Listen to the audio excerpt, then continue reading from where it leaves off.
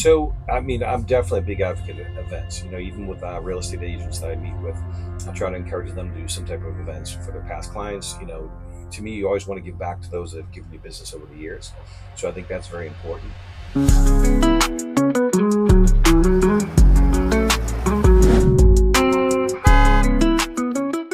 Welcome to Opportunity Knocks. I'm your host, Todd Patton, and today I have the GOAT, my man, Jeff Palermo. And Jeff, man, it's such an honor to have you here. I'm so glad you're part of One Home. And, you and I have known each other since I moved here, 7 years. I remember the first time I met you, it was at the member guest. Yeah. You're with your member guest partner from Boston, I think. Jimmy, yeah. Is he still part of it? Is he still going to be in that? Well, no, unfortunately, I'm on the wait list this year. Oh, you had to bring that up, Todd.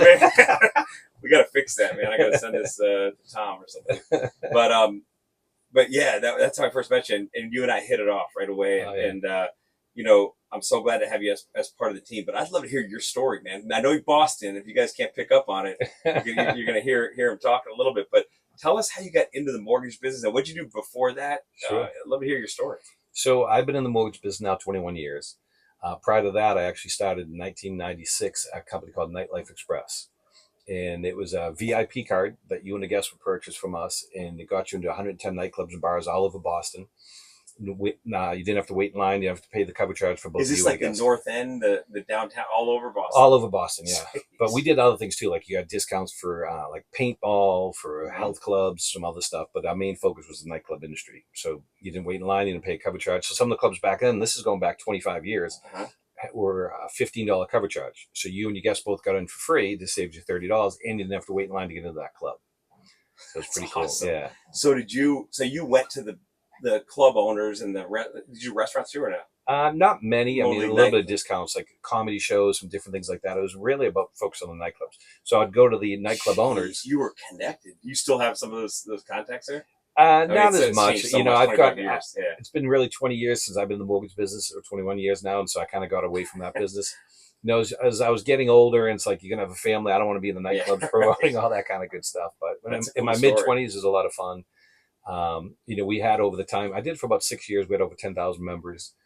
And then, damn. Yeah, so it was pretty cool. And they would pay an annual fee to be. It was only $99. And like I said, got you and the guest in for free. So you can make that up in a short amount of time. That's amazing. Yeah, it was pretty cool. So I have kind of a similar story. It wasn't a card, but it was I was in college, and my summer job when I was down here, I live in South Florida. Yeah. There was a place called Baja Beach Club. Okay. Remember that? No. Baja Beach Club. So it's where the Target is on, I think it's Oakland Park and Federal. Okay. There's a Target there. Yeah. That used to be Baja Beach Club. It's a huge club, and it was like the hot spot. And, everybody was, guys had no shirts on, pouring drinks down. Girls were it was like a beach kind of atmosphere. And I remember my buddy was a bouncer there, and he's like, dude, I can get you a job if you want. I'm like, I don't want to be a bouncer. I weighed probably 140 at the time. Like, I'm not at that bouncer level, But he said, no, there's an opening for the bus driver. You drive the drunk bus. And I'm like, sign me up. So it was a Baja bus, and it was a school bus with a shark fin on it. Okay. I had a microphone and had an intercom thing, and I would drive down A1A and go, who wants a Baja Beach Club? Free ride, Baja Beach Club. Wow. Pick up all the ladies and a couple guys. Yeah. And then I'd drive back, drop them off. My buddy was the bouncer. Yeah. And I did that all summer. I'm like, you know what? This might be my career. I like this. This is fun. And then I did that for 2 years, I think. And I said, no more of this. Yeah.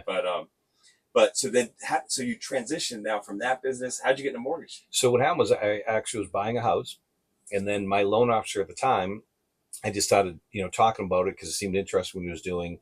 And they started talking to me about the business. And I said, well, I'm looking to kind of, do something a little bit different. I've done sales my whole life. It's always just kind of come naturally to me. And so I was kind of interested in the mortgage stuff. And so he said, well, we don't generally hire people without experience. And so, but then I talked to him more about my business and how many members I had and the fact that I grew that business from nothing. Yeah. He said, all right, I'm going to give you an opportunity. And so then that was in, I think it was around the end of February 2004. So the podcast is called Opportunity Knocks. That was an opportunity knocking that you took advantage of. Yeah. You said, no, I got this. I got this. I was successful in this. I could do this. Right. And that guy gave a shot for you, right? Gave you a Yeah. chance. Yeah. He did. And, like I said, it's just, And what company was that? Was that not no, that was Mortgage Financial. Yeah. So we were at Mortgage Financial for a number of years. And then we went to another company that ended up getting bought out. And then in 2015, the company we were at the time out of California called PMAC, they got bought out by another company. And so that's when we joined on with Cross Country Mortgage. And you mentioned that you had people with you for 17, 18 years. Yes. So those people were with you with the first Other companies. Yeah, and then they would just follow you to. Yeah. I mean, they were directly part team. of my team. Exactly. Yeah. So, Awesome. myself and two partners, we manage our branch, in which we have other loan officers up there. Then I have a direct team that handles my own personal production. And then, Jared, who's been with me now for 15 years, when he hit the 10-year mark, we changed the name of the team from the Jeff Palermo team to the Palermo and Carucci Team. And so now we kind of are doing it together. That's awesome. Yeah. And then, talk a little bit about, and you've been parking golf now. And is that something that, and you mentioned, well, first I want to talk about your son going to college, right? Yeah. UM. Yeah. Go Canes, man. That's amazing. It's pretty excited. So is how many kids? So I have three. Three. Yeah. My oldest is 18. Then I have twins that are 16 that are sophomores in high school right now. Great. What school do you go to? North Broward Prep. Nice. Yeah. Awesome. Yeah, they like it. So UM is what, an hour away? You'll be going to some football games. Yeah. Are you officially now going to be a Cane? I am. Nice. My kid said to me just last night, he's like, "Oh, Dad, we're gonna stop buying some gear." I'm like, "I hate." What was it before? Boston College or? Where he was gonna go? No, where were you a fan of? Like, what's? It's funny. Being from New England, I was never a big college fan. I know down south it's definitely so big here. Yeah, up there was all the professional teams, and we were spoiled by the Patriots and the Red Sox, some of the others. So I never so much got into the college scene or that sort of thing. But now that he's going to U Miami, I'm sure that's going to change. Fun. Yeah, we got to take this sprinter there. Go to some games. I went with Bill a couple times to see Penelope, his daughter, cheer. Yeah, it was awesome. She did 4 years. I think she's a senior this year, but she was she was our babysitter for 4 years when she was in high school. Oh wow! And then she went. Oh, it's cool to see that journey. Now, what year is she down there? She's, I think, a junior. Oh, okay. Yeah, cool. She's studying this, like, media. Communications. Yeah, communications. She's on this show for when they cover sports. Yeah. At UM, she does the reporting and stuff. Oh, awesome! It's pretty awesome. Yeah, that's cool. But so tell me a little bit about what I'm intrigued with is how you built this business, and you told me a little bit about this event you do. Yeah. And this network event, which is amazing. I'd love to hear how that started, and obviously it's big now. You mentioned over 200 people. Yeah. How did it start that big? Was it 20 people got together and you said, I can build on this? Like, kind of walk us through that, because that's ultimately a big part of your marketing throughout the year, right? Yeah. So, coming from the nightclub business, and promoting and all that kind of stuff, I had a little bit of that, DNA within me, if you will. So when I got into the mortgage business, one of the things I wanted to do is give back to the real estate agents that I, did business from, got referrals from. And so when I first started doing it, I started in year one. Literally, I wasn't even fully a year into the business. I did my first realtor appreciation event.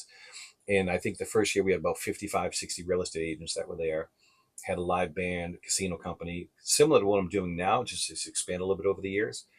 And then it was about year 4 or 5. I said, you know what, instead of just doing the real estate agents, I wanted to invite my past clients. Now that I've had a few years of history behind me and more past clients, I said I want to thank them for their business as well. So now I invite my real estate agents and all past clients, welcome to attend the event each year. That's great. Yeah, it's pretty cool. That's a lot of fun. I'm looking forward to it this year. Yeah, come check it out. So if you're giving advice to a person starting a business or an entrepreneur, and they're wondering how to get started on this, and I'm actually going to use me as an example, because I'm building a business now. We talked a little bit about the networking side of it and how important that is. Yeah.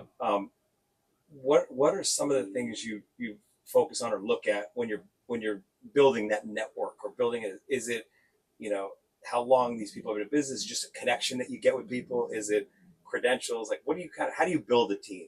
Yeah. I think for me personally, it's more about the individual, the person. We all connect with some people better than we do with others. You want to deal with people that are, that have a certain amount of integrity and standards and morals and all that. To me, it's never been about getting a loan, making a few bucks, because I'd rather turn down a deal or say, hey, you know what, go to this other lender, this other bank that maybe has a special program that's something we can't do, than try to convince you to work with me when it's not the best thing for you. Sure. So it's really about finding the right people that you connect with, in that you can build this triangle of trust. You know, in my world, it's the real estate agent, it's the attorney, and it's the mortgage person. We call that the triangle of trust. When you say attorney, is that title company, same thing? It is. Well, again, being from Boston, we don't have title companies up there. We deal with attorneys. We're an attorney state. But it seems like that's happening a lot now too, because there's a lot of attorneys that they do title. Obviously, correct. But yeah. So that's the same thing as a title company when you say attorney. But in Mass, they're mandated to go through an attorney company. Oh. Whereas down here, there's no title companies. Correct. So there's title insurance companies, which is different, but there's no title companies per se. There are some title companies, but everyone really deals with attorneys. Got it. In New Hampshire, which is right next door to Mass, it's a title state as well. You know, and another thing that's funny is the big difference. Like up in Boston, we would do this thing. Not only would we give a free appraisal out when we get a referral from a past client or from a real estate agent, but we'd also do a free P&S review, a purchase and sales contract review. Because up in Boston and Mass, you go to a P&S purchase and sales contract 10 days after you sign an offer letter. Here in Florida, they go right to the purchase and sales contract. Yeah. So there's, again, a little differences. So every state does things, has its own nuances. Yeah. So as far as like we talked about, building that network and that group of that community, I'm going to call it. Sure. Because that's really what it is. It's ultimately your sales team. And you talked about incentives and giving them things like that. How I want to talk a little bit about with One Home. Like I would just love to hear your thoughts as far as, because that's interesting. One of the guys that's a member who you're going to meet, great guy, Josh Evans is his name. He owns Stellar Public Adjusting. Okay. Public adjuster, great guy. And I've known him for 15 years. He's built a really good business. And Josh is like, he called me up. He goes, and similar to you, he goes, Todd, I love the networking that's going on, like right. that side of it and what you're building. He goes, can I give you some advice? I said, please. And he said, if we do events, like memorable stuff, instead of just like a cough, like sit down, but like he actually used the idea, and we're not going to do this, but he said, python hunting. He goes, I saw that. He goes, that would be fun. I'm like, yeah, but I don't think everybody's going to want to do python hunting. But I love. I've never even heard of that before. That's funny. They go out and catch pythons in the Everglades. It's like a big thing, and they make it like an event. That's too funny. How to catch pythons. Like, I don't think everybody will do that. I mentioned this to Matt Jorgensen, who owns Foundation Flooring, and he's like, I'd love to do that, Todd. I'm like, maybe we do have something here. But he's talking about actually making it events that people will remember, because I want to build relationships. I don't want to just have coffee and meat and drinks and cocktail. So what do you think about that? Like doing it because yours ultimately, what you've done in Boston is an event. I mean, it's a memorable experience. It's not, you do the cash thing, you do the, So I'd love to hear your thoughts on, there's companies like EO and Vistage, I think is another one. These are groups of like board, almost like a board that you have. Yeah. And they do that kind of stuff. I'd love to hear your thoughts on that. So, I mean, I'm definitely a big advocate of events. Even with real estate agents that I meet with, I'll try to encourage them to do some type of events for their past clients. To me, you always want to give back to those that have given you business over the years. So I think that's very important. As you mentioned for your business here with One Home, you have a lot of different vendors and different specialties and all that. I think doing some type of events, as you said, that would be memorable to help stand out is certainly, you like that idea? Oh, absolutely. Yeah. And then it could be something like going to a Heat game or something, get a box or something, right? Or axe throwing or just something. Yeah, exactly. Yeah. It doesn't have to be anything formal. Yeah. Like I said, that whole BNI mentality is that we get together for a cup of coffee. I mean, that's fine. But I think, when you're doing something fun, it's about building relationships, those connections. Yeah. Man. Awesome. Man, it was so good having you. And thank you. I'm looking forward to the year and working with you and you being, a big part of this team and giving value to homeowners. That's ultimately what we want to do, is we want to bring value to homeowners in Broward County. Right. So glad to have you on board, man. Yeah, I'm pumped, man. Yeah, thanks for inviting me. Thanks, man. All right. Thank you.